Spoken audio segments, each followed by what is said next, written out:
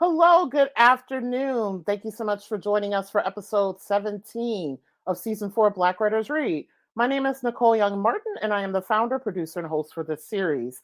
It's graduation season. As an educator, this is like one of the best times of year for me. We get to see the students that we've stewarded, shepherded, and mentored celebrate a very huge milestone in their lives, and then go on to their next journey.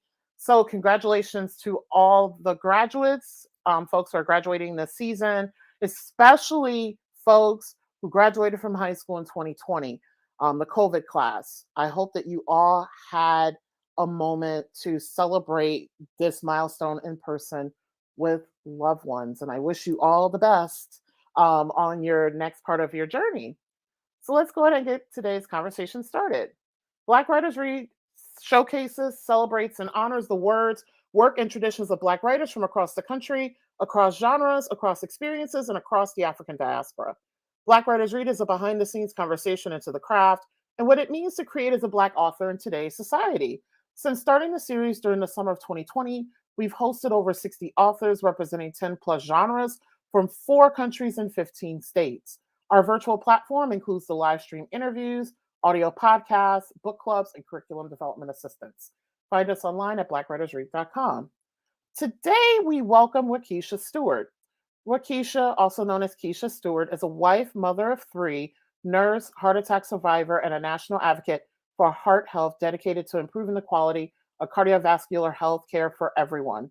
Since her heart attack in 2011 at 31, she has conducted extensive research about the specific health risks that women, particularly Black women, face. A dynamic, nationally recognized speaker on ways to improve heart health through lifestyle changes and a fierce advocate for systemic change in the healthcare system to guarantee equity and social justice for all, Kisha, a nurse with a unique perspective and survivor on a mission, was the national spokeswoman chosen in 2022 by the American Heart Association to educate the public about the risk of cardiovascular disease. Today's conversation will focus on Rakisha's book, Sonata for a Damaged Heart. Sonata for a Damaged Heart is one Black woman's story of a near death experience following her second pregnancy and the racial disparities in the healthcare industry that contributed to it. The memoir is both a moving, lyrically told story of a decade long struggle to survive a nearly fatal heart attack with dignity and a clarion call for community wide mobilization to guarantee healthcare equity. Sonata for a Damaged Heart recounts the complicated professional and emotional journey that Kisha takes from heart failure to being selected in 2022 by the American Heart Association as one of 12 spokeswomen advocating for women's heart health in its national education campaign, Reclaim Your Rhythm. To learn more about Rakisha and her book, please visit, and I'll be sharing the website throughout the episode, KishaAndScad.com. That is KishaAndScad.com. Today's episode falls during Women's Health Week and National Share a Story Month. National Women's Health Week, which is recognized from May 12th through the 18th, encourages women of all ages to prioritize their physical, mental, and emotional well being, empowering women to take charge of their health journeys, and shining a light on health issues that are unique to women. National Share a Story Month, which is also recognized during the month of May, celebrates the power and art of storytelling by highlighting the importance of narrative as a means of entertainment, education, and cultural preservation. With these 2 awareness occasions in mind, today's Black Writers Read episode will flow a little bit differently than our typical conversations. Today's featured author wrote her book as a memoir. Being that it covers health related issues, I will be posing questions that are somewhat more personal than what I typically would ask a memoir author. The goal of Black Writers Read is to embrace and honor the craft of writing, which in many cases is informed by personal experiences, as in the case of a sonata of a damaged heart. The personal story heavily informs the storytelling mechanism rather than the genre leading to how the story is told. So, with that in mind, for those who are new to Black Writers Read, here's the format. Kisha will read an excerpt from her book, and then we'll chat about her work. If time remains at the end of the conversation, we'll open it up to questions and answers with those of you who are joining us today. We have viewers joining us from both Facebook and YouTube. If you have a question, please feel free to include it in the comment section on the platform where you are joining us from today. I will compile your questions and either pose them to our guests following our conversation or insert them during an appropriate time within our chat. Just FYI, again, like I said, this Black Writers Read is a little different, where because of the topic of the book and what encouraged the book to emerge is based on personal experience and health. I do ask some questions regarding that, and then also looking at it in terms of awareness and advocacy for the self. And so, with that in mind, if you have questions regarding postpartum heart disease, heart failure, and all those things related to health, please feel free to pose them in the comment section, and I will appropriately pose them to today's guest. So, with that said, I'd now like to welcome Kisha onto the virtual stage. Hi. Hi. I'm so excited to have you on. Thank you. I'm excited to be here with you, Nicole. Yeah, and then speaking of graduation season, so for folks, Kisha is based in Hawaii, but is on this side of the country because her son graduated from college this week. From high school. High school, thank you. Oh, I'm making you older. Thank you. High school, I'm making you older. High school. You're like, no. I'm already coming to terms with that. Yes, you are not ready. You're not ready.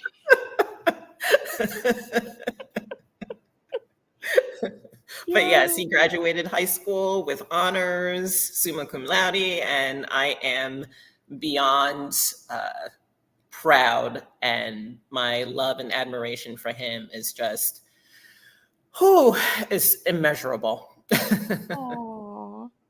Yeah. So on that note, the stage is yours. Have fun reading. Okay, this shows my age now, but okay, so I'm starting a little midway through chapter 1 here. The evening air was hot and muggy, so we went into the dining room to eat.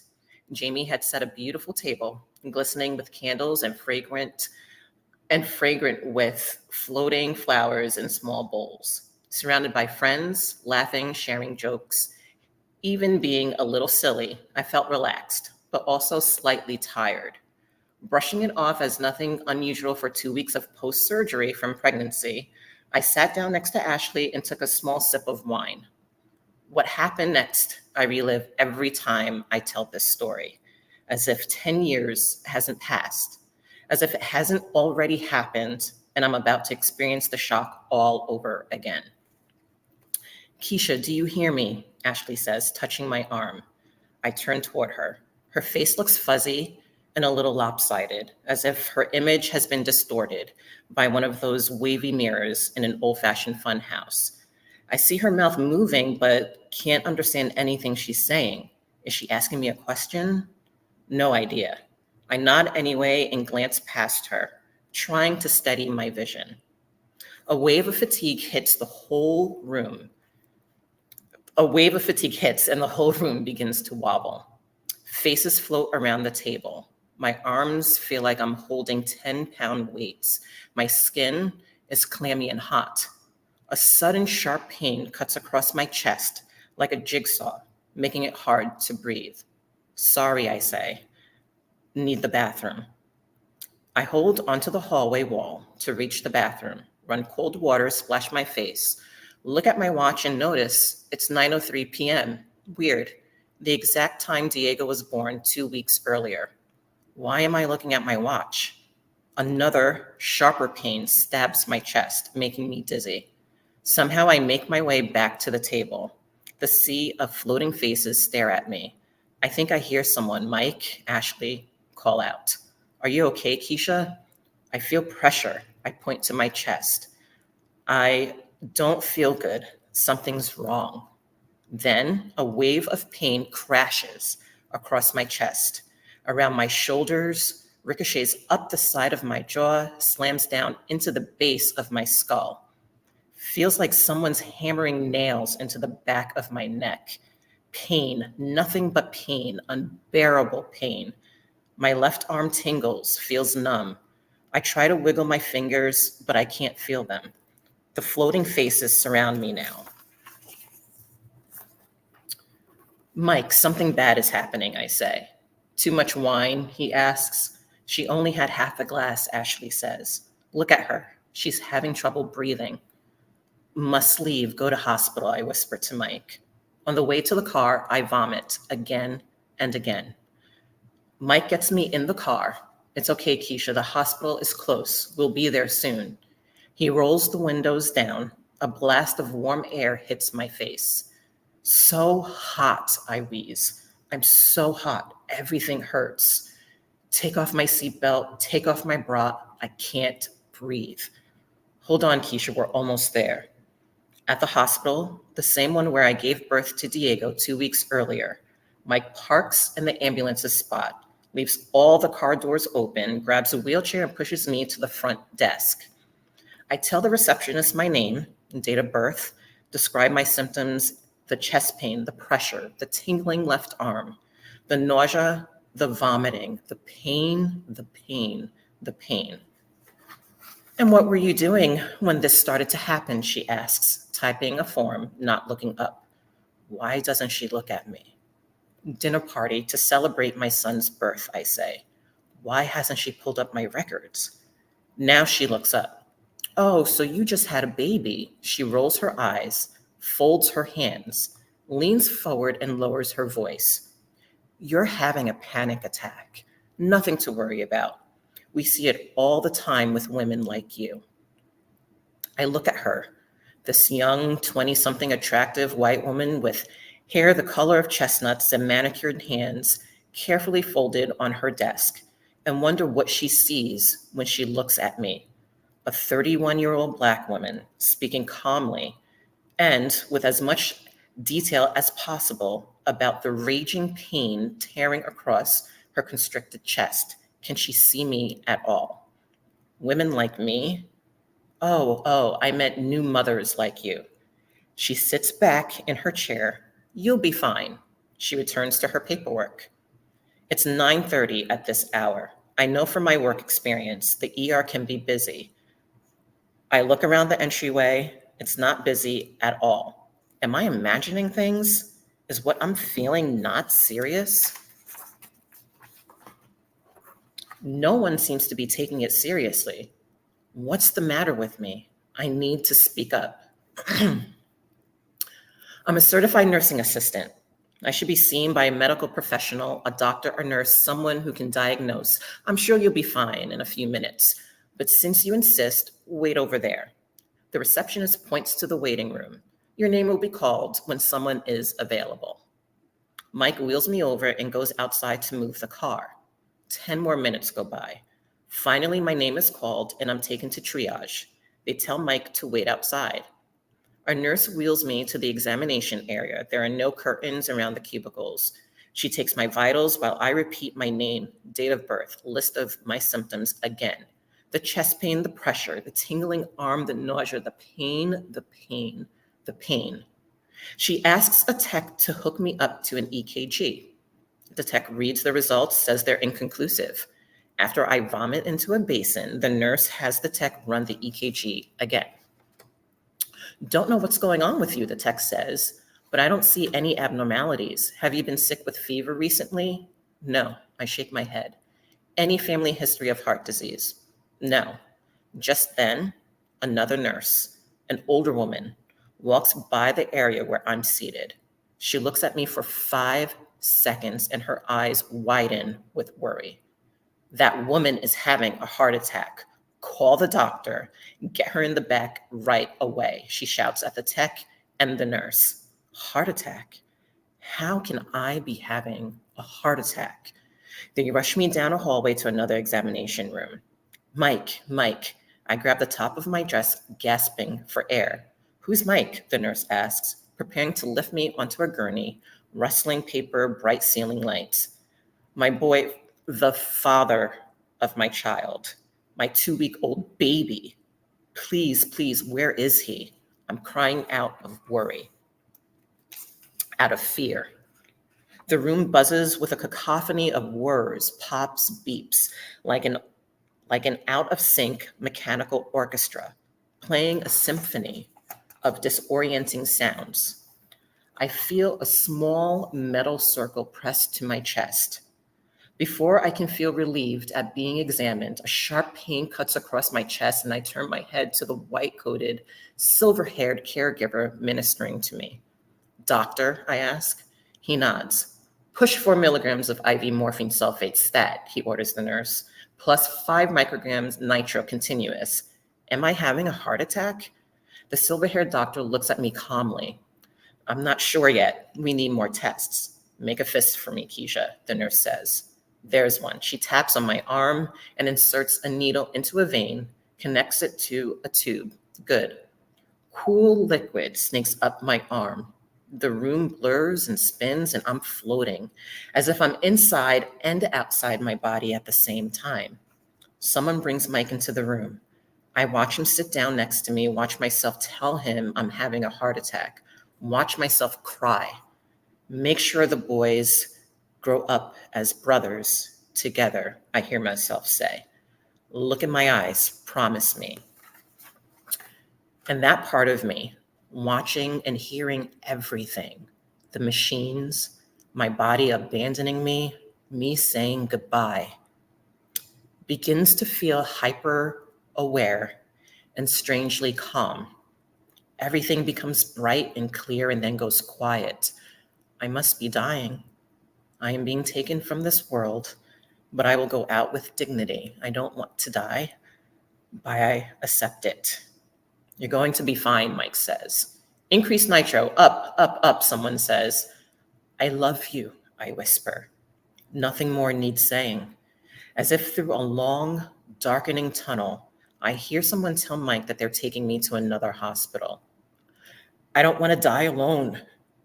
On my count, 1, 2, 3, someone's lifting my body. Sirens, bright red lights.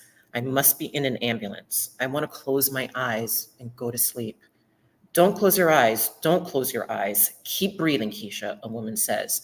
She touches my arm. Stay with me. So tired. What's taking so long, Harry? The woman shouts. Had to detour, a man replies in a muffled voice. Where the heck are we? We should already be there. Mike, please take care of Donovan and Diego. Please, please, you promised. Should have sent the other guy, not some trainee. I'm on it. ETA, 15 minutes, give or take. It's okay to let go. Let go. Hold on, Kisha, stay with me. The ambulance stops, a clang of metal doors, a rush of warm air. Hurry up, they're ready in OR2. A dizzying ripple of ceiling lights, a stampede of pounding feet. A jumble of hands connects me to another battery of machines, and a room full of men surrounds me. Kisha, can you hear me? A man with a surgical mask asks. I nod. We're going to make an incision in your groin for a catheter. Do you understand? I nod again, embarrassed. I have to tell him I'm still bleeding from my cesarean section. The surgeon looks into my eyes, gently places a hand on my shoulder. Don't worry about anything. You're in good hands. You're going to be fine. You can watch the procedure on the monitor. I feel seen. And so I watch my heart beat on the screen. Lub-dub, lub-dub. Watch the catheter snake up my coronary artery, navigating the bloody passage like a skilled diver on a rescue mission. Lub-dub, lub-dub. Watch the thin tubing carry a stent, a tiny piece of wire mesh toward the damaged site. Lub-dub, lub-dub. Watch the balloon inside the mesh inflate, lodging the stent in place, and then deflate and silently retreat down the artery. The searing pain is gone. The pressure in my chest has been relieved. I take a deep breath. Lub-dub, lub-dub, lub-dub. How do you feel now, Kisha? Like a tremendous weight's been lifted off my chest, I say. Good, that's what I wanted to hear. We'll move you to a room in the ICU. We need to keep an eye on you for a few days. Thank you, I say, as if those 2 words could adequately express the cacophony of emotions I feel and the aftershock of realizing I'm still alive. An hour later, I'm dressed in a hospital gown. and lying flat on my back in a narrow bed in a small single room in the ICU with an IV in my right arm and a battalion of beeping and whirring monitors, measuring my vitals, tracking every beat of my heart. On my right leg is a heavy sandbag rooting me in place. You've had a major heart attack, the night nurse explains, when I ask her about this new burden my body is expected to endure. You must remain perfectly still in order to heal. How long will I have to stay like this? I ask her. At least 10 to 12 hours before we can remove the sandbag. We'll turn you, help you with the bedpan. You have a visitor now, she says, and leaves. Kisha, I'm so relieved you're okay, Mike says, bending down to kiss me. You survived. But did I? I turn my head and see the dress I wore to the party hanging on a chair in the corner, like a discarded layer of skin. A mocking reminder of before, and my eyes well with tears as the gravity of what's happened hits me. I bring my hands to my face and weep for the Kisha that died. Mike's perspective. Witnessing one's partner experiencing a heart attack just 2 weeks after giving birth to their first child would undoubtedly be a terrifying and overwhelming experience for any boyfriend or husband. Shock and disbelief immediately washed over me. The joy of recently welcoming our first child was suddenly eclipsed by fear and helplessness. My heart raced, desperate for professional help to save my girlfriend and future wife.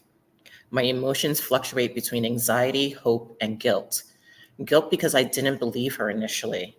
I doubted the woman I love, the mother of my firstborn. The guilt that weighs on my heart is indescribable. It haunts me like a relentless shadow. I never thought that a single night could alter our lives so profoundly. How foolish and blind I was. As her agony intensified, I couldn't ignore the urgency any longer. We rushed to the emergency room, my anger at myself growing by the minute for not taking her seriously from the start. When we arrived at the hospital, the ER professionals didn't immediately recognize the gravity of her condition either. They questioned her symptoms, causing my frustration to escalate. My frustration was misplaced, born out of fear and helplessness. It was a cry for someone to understand the gravity of the situation, just as I struggled to do myself. The professionals' doubts only deepened my guilt as I watched Kisha, pale and gasping for breath, endure their skepticism. My guilt and frustration grew into anger, and then my blood boiled because they didn't believe her. They didn't want to help her, but she insisted and persisted. This is the woman I am going to marry if she can just hold on. I muster every ounce of strength to keep myself composed, but deep down, I am overwhelmed by fear for the well-being of both my future wife and our newborn child. My mind races with questions, wondering how this could happen to someone so young and healthy. The weight of my disbelief and anger bore down on me, and I couldn't help but berate myself for not trusting her. Watching the medical professionals spring into action, I see my role transition from a horrified observer to a pillar of support. I hold Kisha's hand tightly, providing comfort in the face of the unknown. She thinks she's going to die. She asked me to promise to keep the boys together. I tell her she's going to be fine, but I really don't know. I think I'm just trying to convince myself that she will be. I cannot lose her, my future, our future. With each passing second, although I don't believe in God, I suddenly find myself praying for her survival and recovery, my mind consumed with worry for our future together as a family. Chapter 2. Later that night, after Mike left, I lay in bed in the darkened room, flat on my back, flipping through channels on the TV to distract myself from the incessant beeping of monitors. The steady drip, drip, drip of the IV, the immobilizing sandbag on my leg, creating the sensation that I'd been buried alive in a tight coffin. Being afraid to close my eyes, I felt almost relieved that sleep wouldn't come. Even now, more than a decade later, I can't lie on my back in bed without propping myself up with 4 pillows to avoid feeling suffocated, as if death's ever-threatening fingers were still tightening their grip around my damaged heart. That's just a little tidbit. Thank you. So this is one of the reasons why I feel like you were called to be a writer. And I hope you have other projects in the future. You have a beautiful way of talking about such a traumatic experience to where we're able to travel with you back to the moment that it happened, but then also take a higher bird's eye view about all of the perspectives that could have been informing that moment. From, okay, I'm about to die, my health is in danger. Wait, I need to advocate for myself. Wait, I'm a mother. Wait, I'm a nurse. Wait, I'm all of these things. And so I'm like, your book is just so powerful in that way. And I so hope you have other writing projects in the future. I don't at the moment, but you never know. You never know. I mean, I write a lot. I post a lot on my Facebook page, and I do little blog posts, not really little, but some blog posts on my website. Sometimes it's based on the theme of the month. Sometimes it's just things that I'm going through that I might post about. But in writing the book, I knew that I had to include all of me. I had to be vulnerable. I wanted people to be able to relate, and I wanted my story to really resonate with everyone. Because at 31 years old, I didn't know things like this happened. I didn't know that, cardiovascular disease is the #1 killer of new moms. I didn't know that I was supposed to think about family history, think about the fact that something could happen. I didn't realize that pregnancy is nature's ultimate cardiac stress test. And if anything was going to happen, it would definitely, present itself during that time. Pregnancy is wonderful and beautiful, and we could probably do a whole other segment just based on reproductive things. But what people don't realize is the amount of stress that your body takes on when you are pregnant. What people don't realize is sometimes your body isn't capable. And what people don't realize is the amount of work that is needed from your body in order to recover after pregnancy. Postpartum heart attacks are a lot more common than people think. What I had was a SCAD. So what that was is a spontaneous coronary artery dissection. My SCAD caused a major artery in my heart to tear. Oh, wow. And that is what caused my, quote unquote, widowmaker heart attack. Widowmaker heart attacks, 1 in 4 still those are the statistics. 1 in 4 survive. So I was very, very close to not surviving that night. And time is of the essence. And it's because of that nurse, because at the time that my heart attack happened, I was a nursing assistant. That nurse who saw me as an individual, who took everything that she was able to just see, she's the one she saved my life. And when I was able to, I knew that I was going to go back to school to become a nurse, to advocate, to be a voice for those who might not be able to speak up for themselves. Because if I were a timid person, if I didn't know who I was, if I didn't know what my normal was that night, I wouldn't be here today. I would have gone home thinking, oh, okay, well, they said it might be a panic attack. So let me just go home and I'll just rest and I'll just see how I feel in the morning. I wouldn't have woken up. I would have left my newborn child, 2-week-old baby, and my 5-year-old son from, leaving this earth. So I knew, there was quite the road that I had to travel for me to get from, because after my heart attack, I was in heart failure, for me to go back into nursing school, which I was still in heart failure when I first started, to be honest. And Wow. I didn't even know if I was really going to make it through nursing school. But yeah, I promised myself that if I could save just one life, that was what I was going to do. But of course, your journey, it's not linear, right? You have your ups, you have your downs, you have your back, forth, take 2 steps forward, 5 steps back. So it wasn't easy. And I don't want to scare people, because I truly believe that if you have the determination and the support, that you can make it through. It's not easy. It's not going to be easy. It wasn't like, okay, I'm fine now. I'm ready to take on the world. No, I had a whole new normal that I had to come to terms with, especially being as young as I was. I was always the youngest patient in the cardiologist office. I always felt like I was being gawked at, as if I were an animal in a zoo, because I was so young. The cardiologist that saved my life, I wasn't able to continue to see him because of insurance issues. So the Oh, cardiologist that I had to go to wasn't familiar with what happened to me.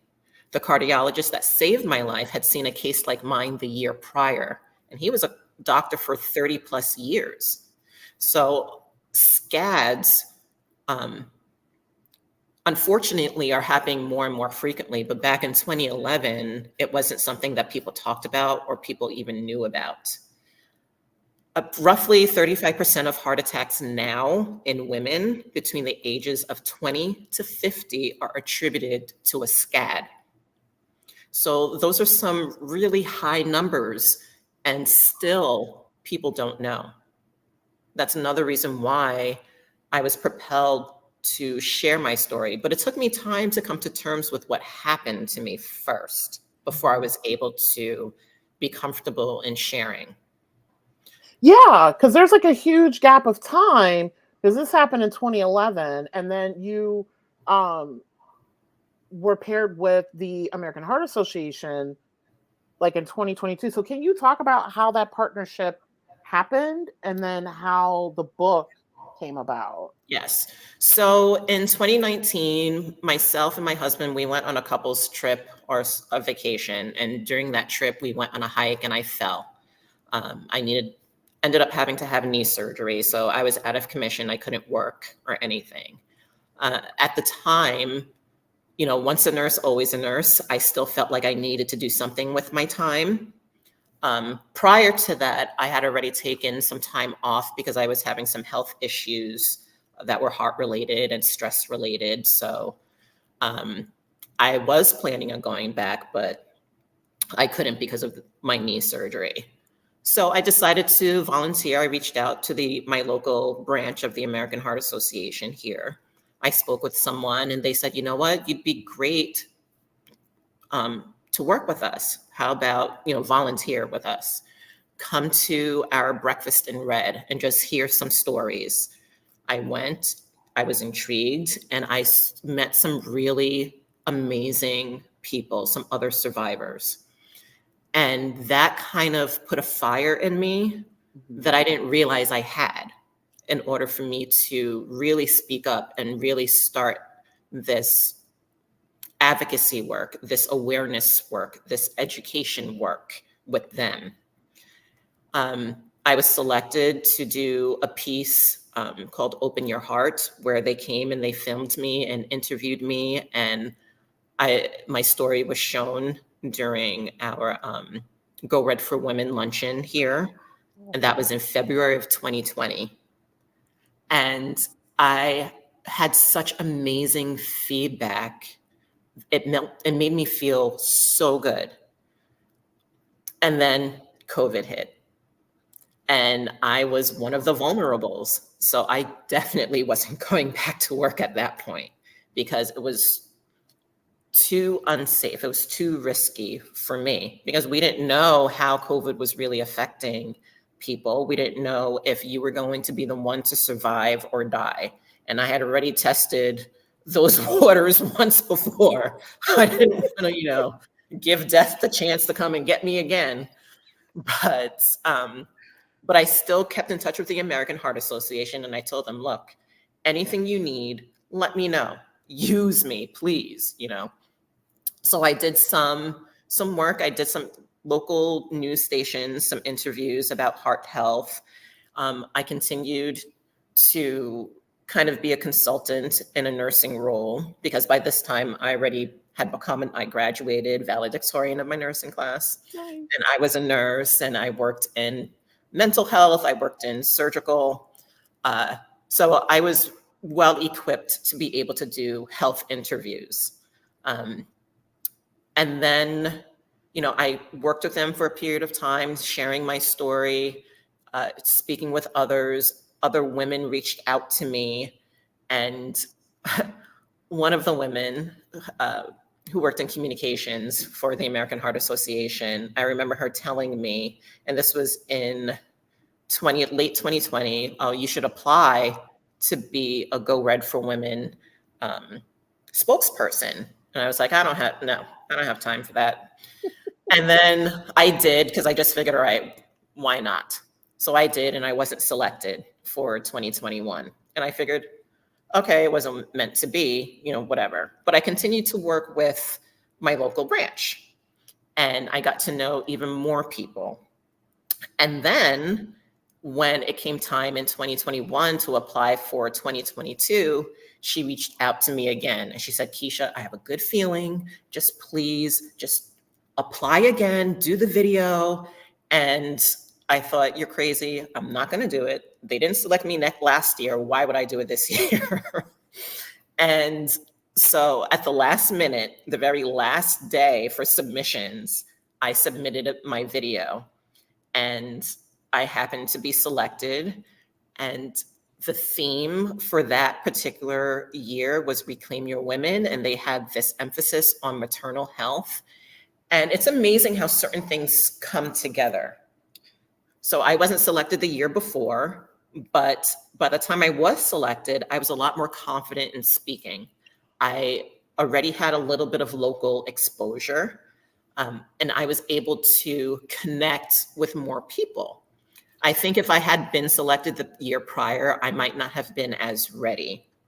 So I'm thankful that it happened in the way that it did. Mm. And meeting the other women, because there were 12 of us that were selected total for the Reclaim Your Rhythm campaign. The women that I met, it's an amazing sisterhood. They ranged in age, ranged in cardiovascular issues or diseases.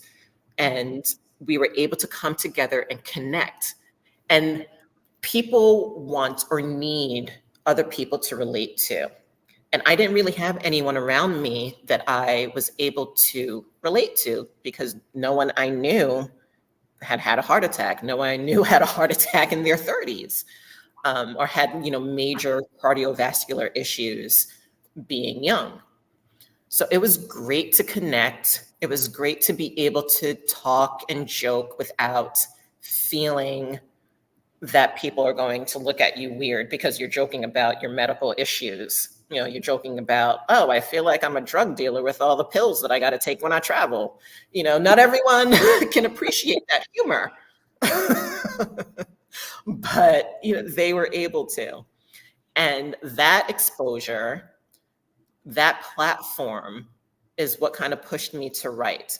And I had been journaling all this time. Ever since I was little, I would always, just write certain things, whether it was in my diary. Sometimes I would come up with stories just to express what was happening within me and to make sense of it. And I remember my mother and my husband saying, you connect with so many people. You're doing so well. Why don't you write a book? And I said, I'm not a writer. That's why I'm not going to write a book. But the more I was able to do interviews, the more that I connected with others, I recognized that there was a need for something like this. And I remembered when I was going through it initially, how alone and alienated I felt because I couldn't find anything online, anything or anyone that I could really look to and say, oh, she's like me. I found a support group eventually, but even other people within SCAD, a lot of our experiences are very different as well. And I thought, why isn't there something out there? Why can't our voices be heard? Maybe I should write a book. Maybe I should put this out there because I don't want another woman to go through what I went through and feel alone. I want for people to be able to, type, what is SCAD? I went through a SCAD. I had a postpartum heart attack, and find me, find my book, and be inspired and know that everything that they're doing, everything that they're feeling is valid. And there are others that went through it before them, and there will still be others after them. And that there's people that they can turn to. And it would be a travesty to all those women who passed, who died before me, if I didn't use my voice in order to raise awareness and to educate. And that's how my book came to be. And it was not that it was easy to write. I knew exactly what I wanted to say because it was my life. It was what I went through.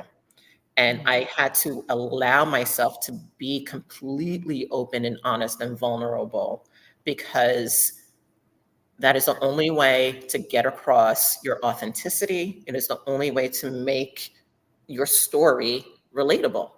Yeah. I'm proud of the work that I've done, and I'm still working on myself as a heart attack survivor, as a health advocate. And I want to continue to do so. Yeah. So one of the things that you mentioned, and this recalls back to my interview with Menda Honey. One of my dogs is here, so I'm petting him yeah, you see him now. Mocha had to make an appearance. I have a Bernedoodle that does the same thing when I'm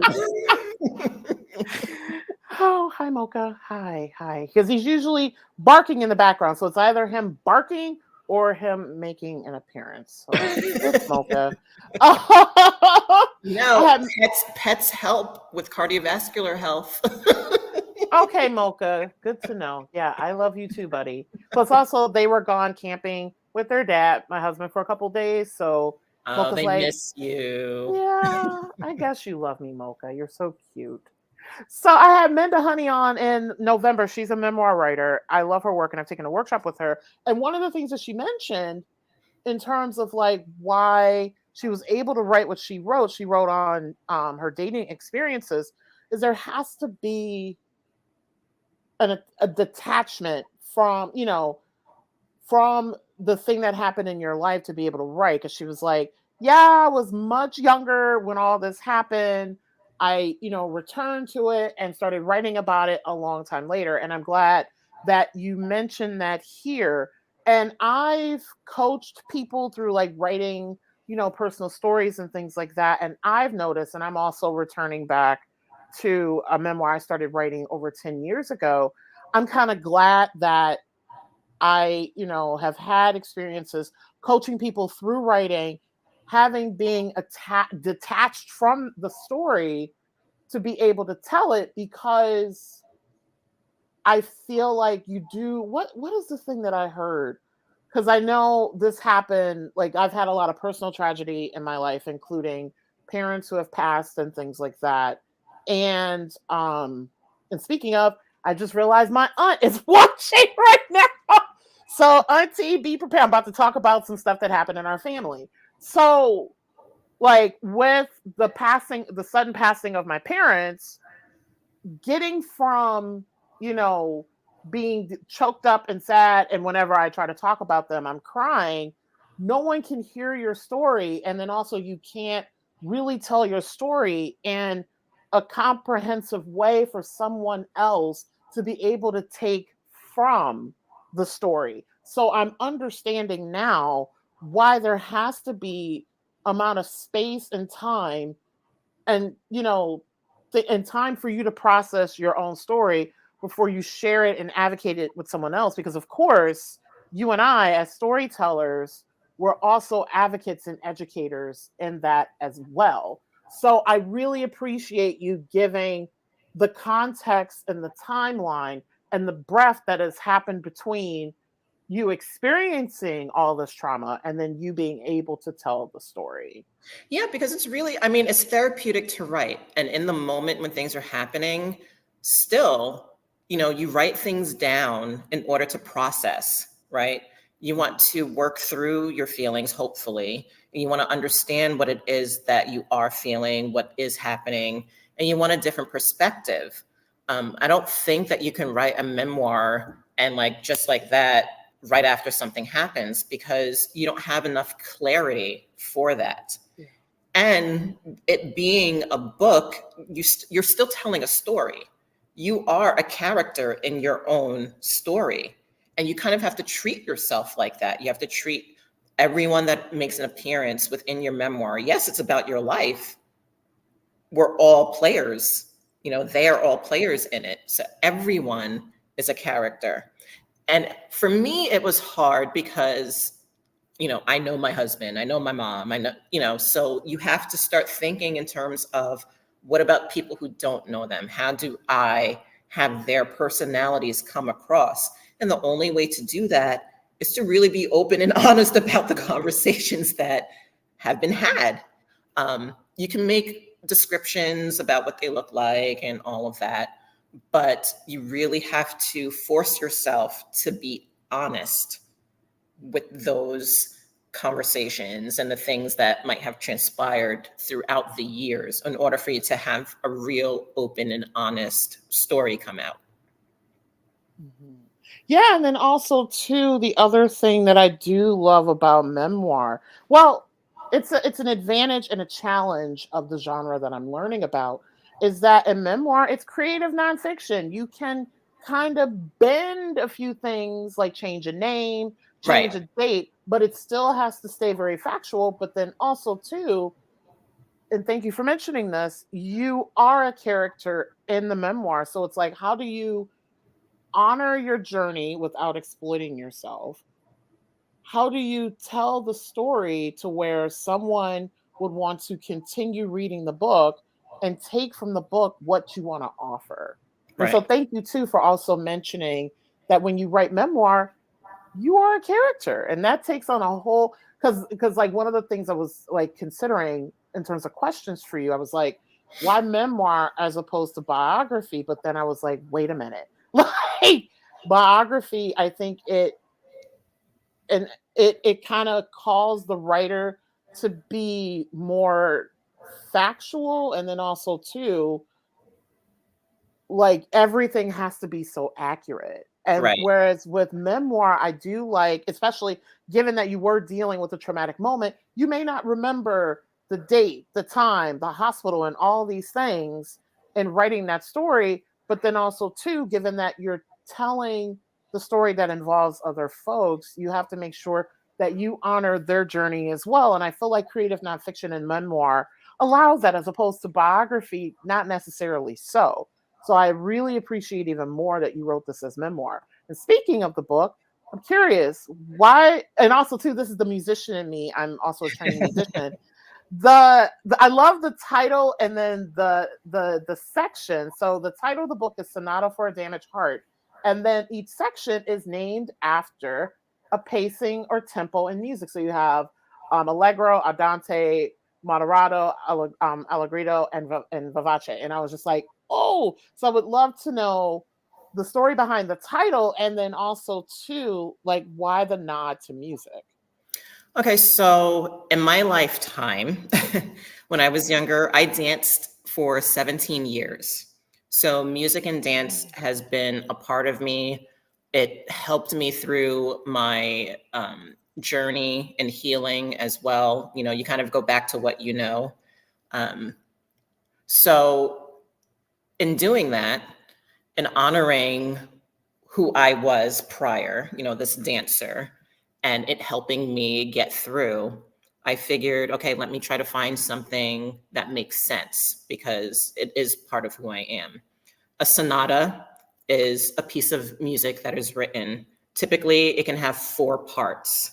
Your heart has 4 parts. Oh. As a ballerina, as a dancer, some of the best ballets have come from novels or stories. And sonatas had to be written in order to tell that story. One of like Othello, A Midsummer's Night Dream, the famous Christmas ballet, The Nutcracker, my all-time favorite. All of those are based off of stories, and sonatas had to be written for them. So that way there's a dance, there's a storytelling. So Sonata for a Damaged Heart is my novel or my book that is lyrically telling my story, explaining my dance of survival. And as far as separating it into those 4 parts, like I said, your journey is up and down and all over the place. So in the beginning, everything kind of happened quickly. Allegro, fast. Everything came at me at once. I had the heart attack. I had no idea what it meant. Didn't know what was happening. All this information is being thrown at you. And I had to come to terms with that. Then Andante is, a little bit more of it's not as fast. It's a little bit slower. And typically through your journey, as you're going through it, you're finally coming to that point in which you're getting used to a new normal. You still have information coming, but the way that you're processing is slowing down. Moderato, I think of as kind of like a brisk walk. All right, you have all these things happening, you know that they happened, and now you're living your life. You're just kind of going with the flow. You still have things being thrown at you that you have to deal with. And at the end, Allegretto to Vivace, you have that whirlwind. When I knew who I was volunteering with the American Heart Association. I was in this whirlwind of becoming the spokesperson thrown into something that I wanted to be thrown into and helping others. So I had this pace throughout this decade now, going on 13 years. And that's how I felt everything kind of came at me. That's the dance that I did for all these years. A friend of mine is the one who actually kind of, flipped the light bulb on for that. She was like, well, because she herself, she was an English major, and like I said, writing is not my first career. But, making that connection, I was able to say, you know what? You're right. I can break this down. And then I started thinking of it in terms of section by section by section. And I separated, and it kind of made it easier to write in that way too, because the first part of the book is about my heart attack, what happened, why it happened, all this information. And then the next part is you're processing the information, And then after that, it's all right, you've processed to a certain extent, but now you have to incorporate living. You have to get back to living. And the last part is you're living, and now what are you going to do with that life? What is in you? What is your, determining factor in being here and remaining here on this earth? And like I said earlier, it would be a travesty to all the women before me who passed if I didn't live my life, if I didn't, take what they couldn't do and put it out there for other people to hear and get educated and become aware. So, and still to this day, even after my knee surgery, I love music. I love to dance. My kids hate it. I don't care.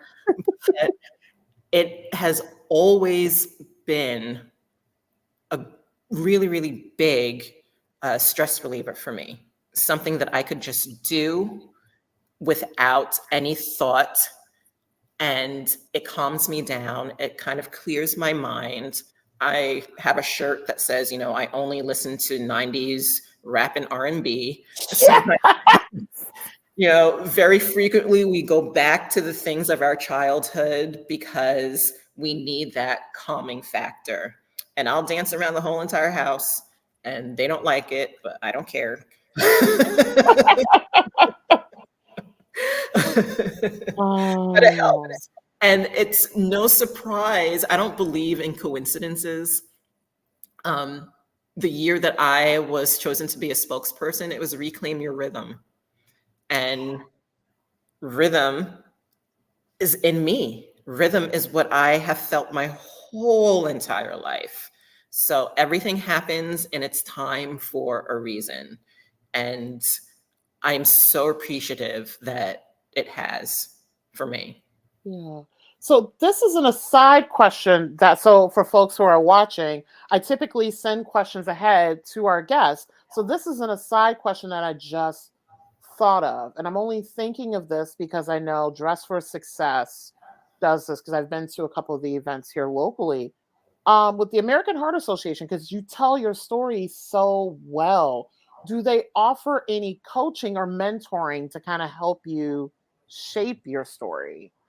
So in the beginning, when you're selected, they have their media relations people, their communications people who let you know, okay, when you have an interview, they give you a list of things to try to adhere to. So that way your story can come across more clear. And I'm thankful for that, because prior I was telling my story, but sometimes I would get distracted and, go on tangents and whatnot. But they were able to develop my speaking style a little bit more. I mean, I wasn't bad. Nothing was wrong with the way that I spoke, but it became a lot clearer with them, with their help. They wanted you to present yourself a certain way, which again, I didn't have an issue with. My parents are Haitian, so we always had to present ourselves a certain way. Haitian Flag Day today, whoop. Yeah, that's right.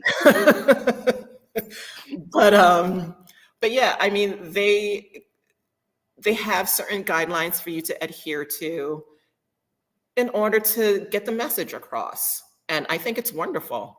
It was a really great thing. And it also helped me calm myself down too. I wasn't as nervous telling my story.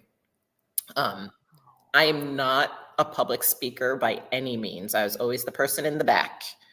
And I absolutely loathed having to make speeches when I was younger. But with them and their backing, it's been a lot easier. And the more I do it, just like my book, I want it to be a conversation.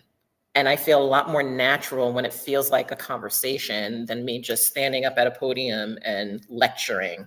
That's not who I am. I'm a storyteller. I'm a truth teller. My story, my truth. My book, I wanted it to feel like a conversation with girlfriends who might be, asking questions about, oh, what happened to you, Kisha? Oh, let me tell you what happened. So I wanted the book to be easily digestible. And the American Heart Association, I think, with their guidelines and their help and coaching, that really helped me. Nice. We just had the energy. I live also 2 houses from the train tracks, so we had a little bit of the train there. What is something that you learned about yourself during the writing of your book that you wish to explore in your life? Well, this public speaking. Like I said, I was the person in the back. Aside from when I was dancing on stage, that was the only time I would want attention on me. Otherwise, I'm a people watcher. I don't want to be seen. I don't want anyone looking at me. I don't want to have to speak in front of anyone. But writing this book and just my experience, it propelled me in completely different trajectory than I ever thought I would be on in my life. And I'm good at it. Yeah, exactly. That's why I was like, is she doing like $10,000 gigs already? Because I'm like, But I mean, I found that I love connecting with people. I love being able to reach across and empower other people, especially other women. You know, strong women support strong women, and those who feel like they are not strong, we lift them up. And I am a firm believer in that. I will talk about that, and I will continue to, anytime anyone asks if I'm available, I will make myself available because I know how important it really, truly is. yeah. So for folks, dun, da, da, please reach out to her because she is available for gigs. Minimum fee of $10,000. Speaking arrangement. Get hired. Yes, please reach out to Kisha via her website, KishaandScat.com. Also, too, she's on Instagram, Kisha and Scat. Make sure to follow her.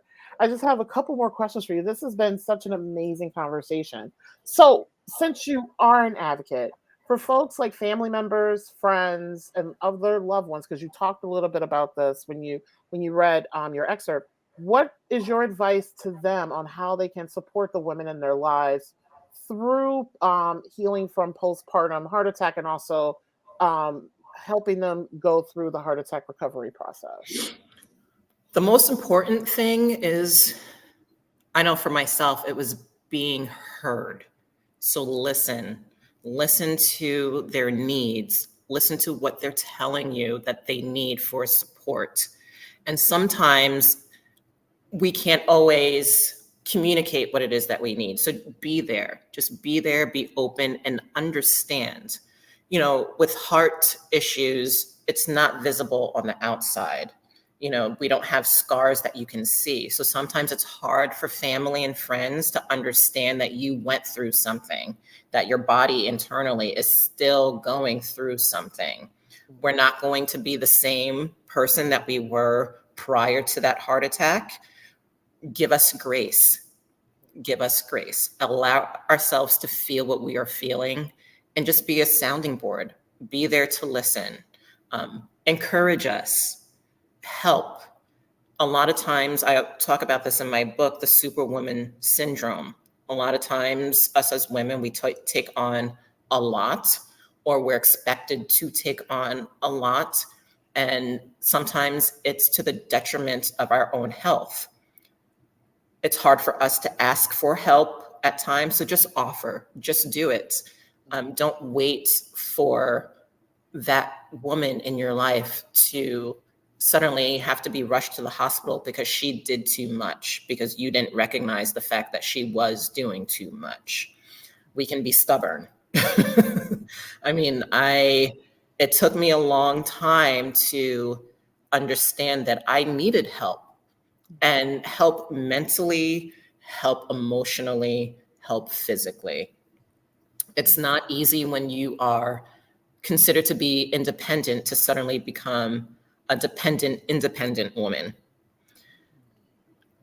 So give us grace, give us a chance, and understand that. Also, for the woman who is going through it, know that all the things that you are feeling are valid. Understand that it's going to take time to heal. It is not a race. Everyone's journey is different, but know that there are other people out there, support groups, people like me, that are there if you feel like others next to you aren't. I do want to mention some of the signs and symptoms, because Yes. women experience different signs and symptoms than men. You know, with women, sometimes they don't even feel the chest pain when they're having a heart attack. And I don't want to scare anyone into thinking, oh, rush to the hospital because you've had all of these other symptoms. But be mindful, know yourself, know your body. So indigestion, nausea, lightheadedness, feeling disoriented, And of course, pain, the tingling down the arm, that sharp pain in the chest, difficulty breathing. Those are telltale signs that something is going on. And I often have told patients in the past, speak up. Don't be scared to go to the hospital. They're open. They're, they're there for a reason. You are paying them for a service. And if you feel like something is wrong and you feel like you're being dismissed, shout louder until you are heard. Or find someone else who's able to advocate for you, but don't just let it go. Like I said earlier, the one doctor that I had, he didn't know a lot about SCAD. I fired him. I found a new cardiologist who was willing to work with me as a team. He didn't know a lot, but he said to me, Kisha, I don't know, but I'm going to look it up. I'm going to do my research. We're going to come together. We're going to work on this together. We are going to develop a plan that is good for you so that you have better outcomes. And sure enough, I went from being in heart failure and them considering implanting an ICD, which is an implantable device for my heart, to not needing it because we worked together as a team. I found a cardiologist who heard me, who saw me. Doctors practice medicine. No doctor knows 100% of anything. They can't. There are medical discoveries and changes every single day. So find people who want to be on your health team, and you have to be the captain of that health team. And the only way to do that is by knowing your body, know your family history, know your risk factors, whether it's gender, race, age, if there was diabetes in your family, take the time to understand what your blood work is saying about your health, your blood pressure, your cholesterol. If you do have diabetes, if you're pre-diabetic, all of these different things, if something does happen, you could go in and say, nope, this is my normal. This is what I'm used to. And this is what's happening that isn't normal. So let's figure this out. One of the quotes that I often say is, no one will fight harder for your life than you. And for me speaking up for my health, and this is if you want to fight, if you want to remain here on this earth, sometimes you have to fight. So I implore everyone out there, please talk about your experiences, talk about what you're going through, go to the doctor, get your checkups yearly, understand what your numbers mean, take charge of your health. You have one life to live, just one. And if you want to live it, you have to take care of it, because if you don't make time for your health will steal time from you. True. So true. Thank you so much for that, Kisha. And then to wrap us up, what is next for you and how can the Black Writers Read community support you on this journey? Buy the book. No. Yes! Yeah. Buy the book. But, I am open for all sorts of webinars. If anyone, feels like maybe they want someone to speak, or if you want to reach out, I'm very open to being able to speak to a group, a community, in order to raise awareness. Black women, unfortunately, we are dying at a faster rate due to cardiovascular disease. It's killing us more than cancers, assaults, diabetes, all of that stuff combined. And women in general, cardiovascular disease is the number one killer of women in general. If we don't raise awareness, we're not going to have a future. I really didn't become as passionate about women's health until I had a daughter myself. And that's when I started to think about the future, her future, what is going to happen to her. Not that, my sons, I don't think about them, but it's different when you go through something and then you have your daughter. You don't want her to go through the same. You want to make the world a better place for your children. And that's what I'm trying to do. So yeah, follow me on Instagram, follow me on Facebook, check my KishaandScad.com website. If you feel like you need someone to speak on women's health, heart health, even mental health, let me know. I'm available. Yay! It's available on Amazon. Yes, please buy her book. It's such a great read, and just the way in which through your book you teach people about the awareness and advocating for themselves is just so important. So I really appreciate you telling your story and telling your story through writing. Thank you. Yeah. So, Kisha, it was so great having you on today. Thank you so much for taking the time, especially taking the time during a very special weekend, too, because I was like, she's celebrating her son and she's making time to come on Black Writers Read. Like I said, I love my children, and this is also a passion for me, too, that I discovered during writing. I really want to make this world a better place, and if I can save one person and it trickled down, then I'm just over the moon happy about that. Yeah. And he's 18. He's out with his friends right now, and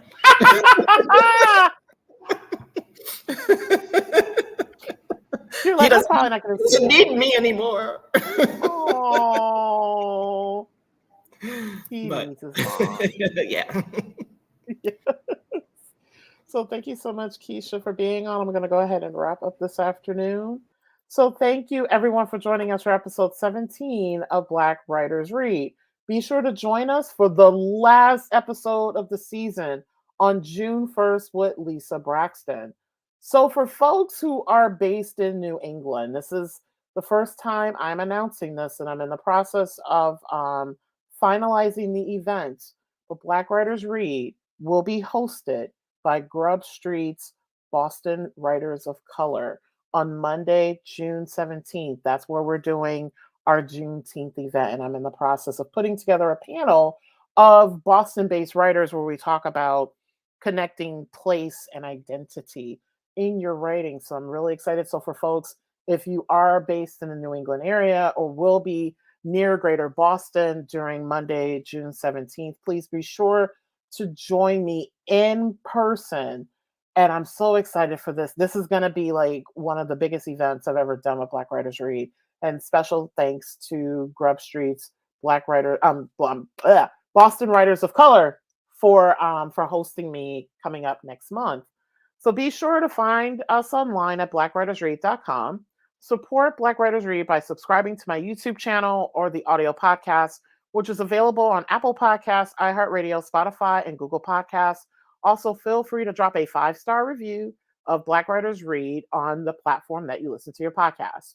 By supporting us as a subscriber or reviewer, you're growing our community, which can lead to even more support and it making it easier for people to find us.